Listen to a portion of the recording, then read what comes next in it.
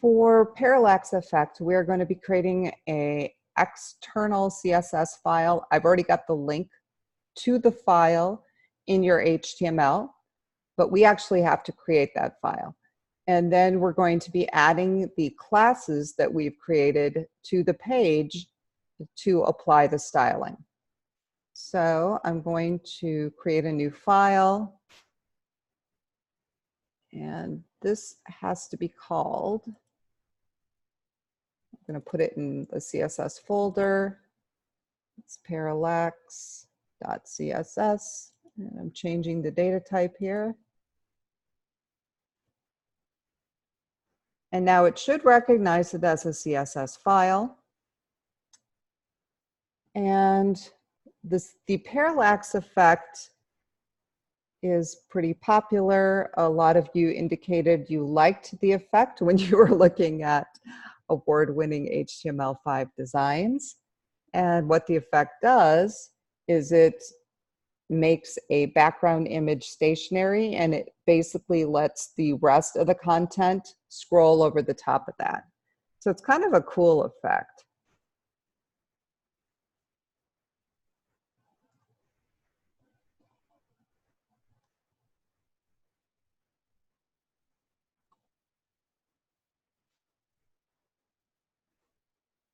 And let's see.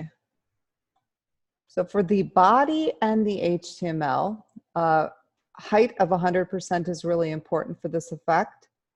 And the background color, font family, those are kind of your personal preferences for how you want the page to look.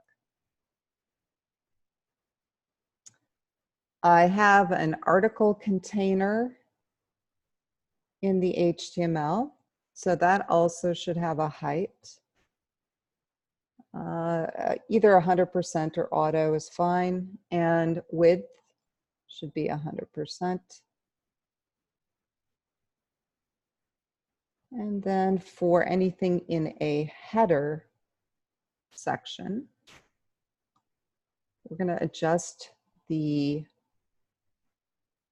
font color to ghost white. Width of that should be 100%. We're going to center align the text. Oops.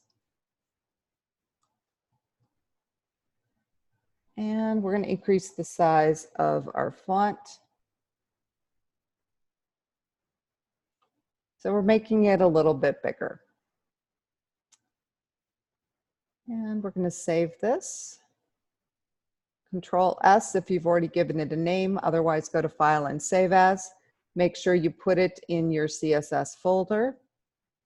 Should be called parallax.css. And because we've already got this linked in, if you want to start viewing those changes as you're making them, you certainly can. And this is all we've got so far because we don't have the background image or any of the other colors added yet. But this is that ghost white color.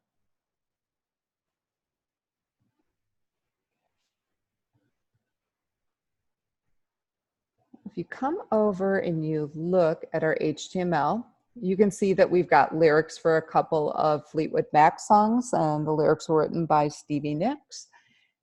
And what we're going to be doing is styling these sections. And we're going to be creating a class called landslide, and that's going to be applied to the landslide section. And then we're going to also do a class called gypsy, which is going to be applied to the gypsy section. And so what I'm going to do here is pause the video and enter all the landslide CSS, and then we will talk about what that CSS is doing. We have a class called landslide, and there's a background image that's going to display. It's not going to be repeated. Background size of cover just means that that image is going to be expanded so it fills the element we're applying it to. We're going to position it in the center of the element. Any text that exists is going to be aligned on the left. We want the full height, 100%. We're going to put a little padding on the bottom, and that will allow some of the image to display after text or anything else has been displayed on top of it. Margin top of 10% is going to put a little space above the image, and width of 75% is going to make this image 75% of the width of the container that is holding it. And where we're going to be applying this to is to section right here. So the section tag is our container, and we're going to say class equals landslide. So from here to here, okay, that is where the landslide CSS is going to be applied. And that's where we're going to see the image. That's where we're going to see text that's left aligned, all of this fun stuff. Now, if I comment out the rest of this and show you what it looks like, you'll see why we had to do some additional styling on this. Let me save and load this up.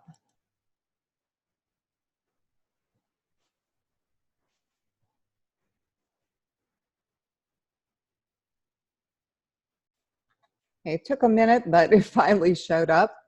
And you can see it is a little hard to read the text the way it is displaying right now. That is why we have some additional styling. Landslide is our class, and within the landslide class, all of the paragraphs we want styled to have a light background color. Because right now,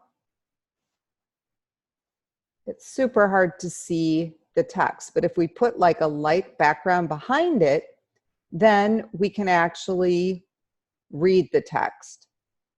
And it creates kind of a nice little layering effect. So we're going to make the background color Alice blue, which is a light blue. The text color will keep black. We're going to round the corners, because when you apply a color like that, it comes in as a rectangle. Now, in order to see some of the graphic below, we are changing the opacity. And 1 is solid, 0 is invisible, so we're choosing 0.6. There is no way to just change the opacity of the background color. It's also going to change the opacity of the text as well. So you do need to keep that in mind when you're dealing with opacity. Padding puts a little space between the text and the edge of the container. And a width of 80% basically is going to apply this background color across 80% of the image. So let's move this down and save our change. And then we're going to take a look at it. Okay, and you can see that is so much easier to read. Okay, and even though we've got the opacity set at 60%, we can still pretty much read the text here. You know, if you thought 60% was too much opacity, you could change it to 0.7, 0.8, and that background becomes more solid. The padding, as I mentioned, does put a little space here. Otherwise, the text would be right up against the edge. So that's kind of important. And if you remember up here on the main class, I set padding bottom to 20. And what that is doing is it's letting some of the image peek out below the bottom of the paragraph section. So the only other thing we should really modify here is the title, because that still is kind of hard to see. And that is why we have the landslide class H1 styling. So I'm going to get rid of the comment altogether. And for the H1, which is the heading, we're going to do a little left margin, and that will bump the text over just a tad. Right now it's kind of right up against the edge of the image, so it'll just move it over just a little bit. And we're going to change the color to white, and we're going to add a shadow. And that will make that text pop out a little bit better. We're also going to increase the size. And I'm going to save this. And as you can see, now we can actually read it. We can read the text. We've got this nice little layering effect. What we're going to be doing to the gypsy section, which is down here, and right now you cannot see it, is we're going to be doing something very similar. That is the next change that we are going to make.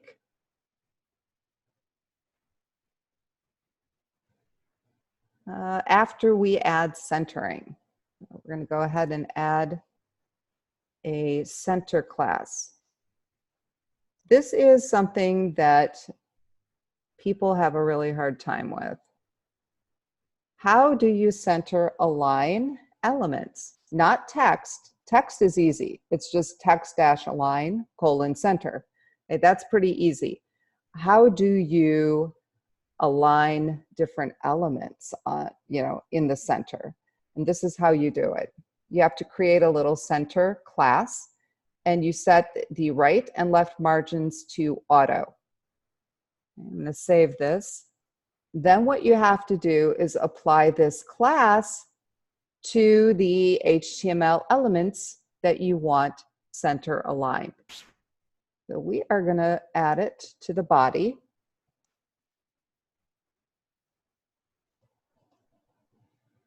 And we're also going to center align the section containing landslide. You can apply more than one class. To do that, inside your double quotes, you have your first class, a space, and your second one. I mean, if you add a third and a fourth, you could continue putting spaces and your classes in, but for our page, we only have two. So we've got the center applied up here. We also have it here. So let's save, and then we're going to reload. Okay, and immediately you can see how it popped into the center. We also have our text center aligned, and we will apply the centering to the gypsy section as well. And now we are going to add the gypsy class. And so I'm going to pause this and add the class styling for paragraphs and the class styling for the header. As you can see, I've added the gypsy class, and it's very similar to landslide. I've got a background image that is going to cover the containing area that I put it in. And basically that just means that this image is going to expand and fill that area. I've got it starting in the center of the container. Any text is left aligned. The height of the container is set to 100%. I've got some padding on the bottom so I can see some of that graphic below the text. And I've set the width to 75%. So it's identical to what I did for landslide. It's just the graphic itself is different. Then in order to see the text better, I do have some styling for paragraphs that are inside that gypsy class. And I've got a background color specified. I've made the corners rounded using border radius. I've got a pretty low opacity setting, but I think it looks good. If you guys wanted to change that, that would be fine. I did some padding so that the text isn't right up against the edge. And I set a width of 80% so that this text section is not fully covering my background. And then so I can actually see the heading, I have increased the size, changed the color, and I've also applied a text shadow. And you can see on this particular text shadow that I do specify some blurriness on the shadow. I don't just have a horizontal and vertical, I'm actually blurring it a little bit. And that's what this setting is. So I'm going to save this and come over here. And we are going to apply the gypsy class to this section right above the H1 gypsy tag. So we're going to set the class equal to gypsy. And we're also going to apply the center align class. And let's save the change here. And we'll come out. And let's reload. And you can see what that looks like.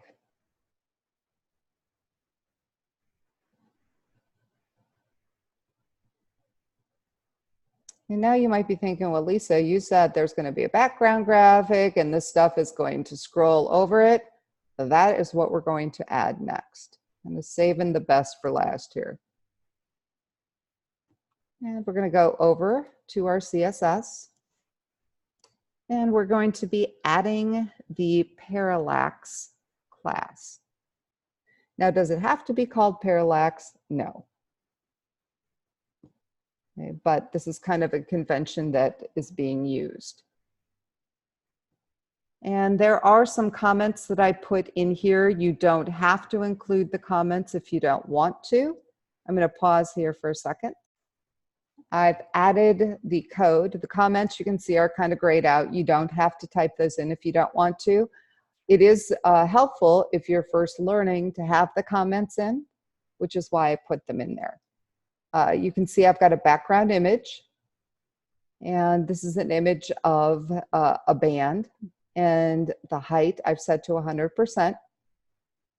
And the part that creates the actual scrolling effect is that I've got the background attachment set to fixed, center, no repeat, and cover basically makes it expand. Now, where I have to put the class, you actually have to put it in here twice. And I'm going to use div tags for this. And div just stands for division.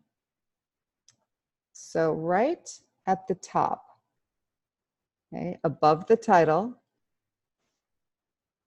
this is where my opening tag is with parallax. And now the closing, I don't want here. Where I want the closing is all the way down here at the bottom. Right above the closing article.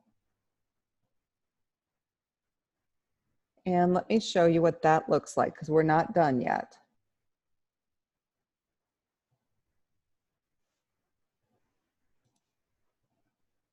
Now, hopefully I can show you. Go back over here. And let's see. I'm going to control click and make sure that image, yeah, there it is. Close that. That image is definitely there.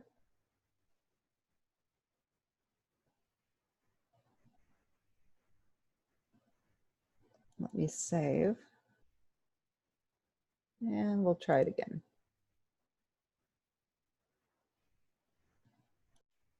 All right, so you want to reload and then it should show. And right now this is what it's doing. So we have a little scrolling, but I would actually like more. So to have more, what we're going to do is we're going to add another div below the closing article and above the closing body. This is going to give it a little bit more dramatic effect. Let me save here and reload. Let's look at that, and then you can see that's much more dramatic than it was before.